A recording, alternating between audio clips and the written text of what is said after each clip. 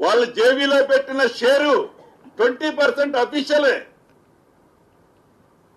దాంట్లో నువ్వు కనుక్కొని ట్విట్టర్లో పెట్టేదేంటి?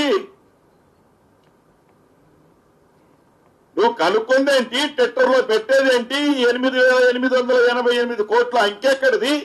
దాంట్లో 8,888 కోట్లు రేవంత్ రెడ్డి గారు దోచుకున్నది ఎక్కడ? వారి బావమరిదేంటి? పొద్దున్న లేస్తే నీ సంఖ్యలో మీ నాయన సంఖ్యలో ఉండే ఉపేందర్ రెడ్డికి సొంత అల్లుడు సృజన్ రెడ్డి. అది మర్చిపోయి ఎప్పుడో 2015లోనే నువ్వు పాలమూరు రంగారెడ్డిలో ఇదే సుజన్ రెడ్డికి ప్యాకేజీ 7 లో 1150 కోట్లు అఫీషియల్ గా నువ్వు ఇచ్చిన వర్క్. ఆ సుజన్ రెడ్డి ఈ రేవంత్ రెడ్డి గారి బావమరిదని నువ్వు రంగేస్తుంటే దెయ్యాలు వేదాలు వల్లించినట్లుంది. అంటే నోటికి ఏ పదం వస్తే ఆ పదం, నోటికి ఏ అంకె వస్తే ఆ అంకె, ఎవరి మీద పడితే అది మాట్లాడితే ఆ మాటకి ఒక వ్యాలిడిటీ వస్తుందని ఏదైతే తాపత్రయపడుతున్నారో అసలు దానికి స్పందించక్కర్లా. మేము నిజంగా చిత్తశుద్ధి ఉంటే, నిజంగా ఈ రాష్ట్రానికి మంచి చేయాలి, ఈ ప్రభుత్వాన్ని ప్రశ్నించాలి, మేము ప్రశ్నించే ప్రతి దాంట్లో నిజం ఉంది అని నిజమైతే ఛాలెంజ్ చేస్తున్న కేటీఆర్ గారికి మీ ద్వారా ఈ 8,888 కోట్ల ఈసీబీ వాల్యూ, టెండర్ పిలిచిన వాల్యూ కానీ కనీసం ట్యాక్సులతో కలిపైనా అంత విలువ ఉంటే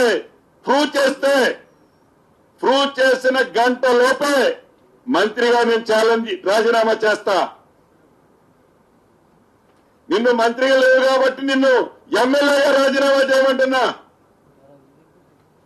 అక్కడ బై ఎలక్షన్ లో చూసుకుందాం. కాబట్టి ఒక్కటే చెప్తున్నా, తప్పకుండా ఇటువంటి అబద్దాలు, గ్లోబల్ ప్రచారాలు తెలిసి తెలియక మిడిమిడి జ్ఞానాలతో ఈ రాష్ట్ర ప్రభుత్వాన్ని గాని, ఈ రాష్ట్ర ముఖ్యమంత్రిని, మిగతా ప్రభుత్వంలో ఉన్న మంత్రుల్ని కానీ విమర్శించడానికి ముందు ఏళ్ళు మాకెళ్ళి చూపిస్తే 4 ఏళ్లు మీకెళ్ళి చూస్తాయి.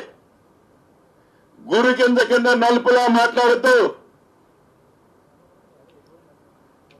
మిషన్ భగీరథ స్టోరీలోకి పోతే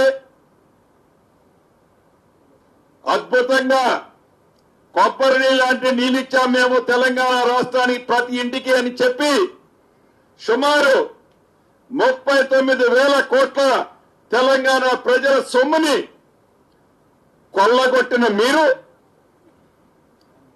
మార్పు కావాలని, అది ఇందిరమ్మ రాజ్యంతోనే సాధ్యమని తెలంగాణ ప్రజలు ఇందిరమ్మ రాజ్యాన్ని తెచ్చుకొని గౌరవ ముఖ్యమంత్రి రేవంత్ రెడ్డి గారిని చేస్తే నోటికి ఏ పదం వస్తే ఆ పదం, ఏదొస్తే అది, ఏ ఫిగర్ వస్తే ఆ ఫిగర్, దానికి ఒక శానిటీ ఉండదు.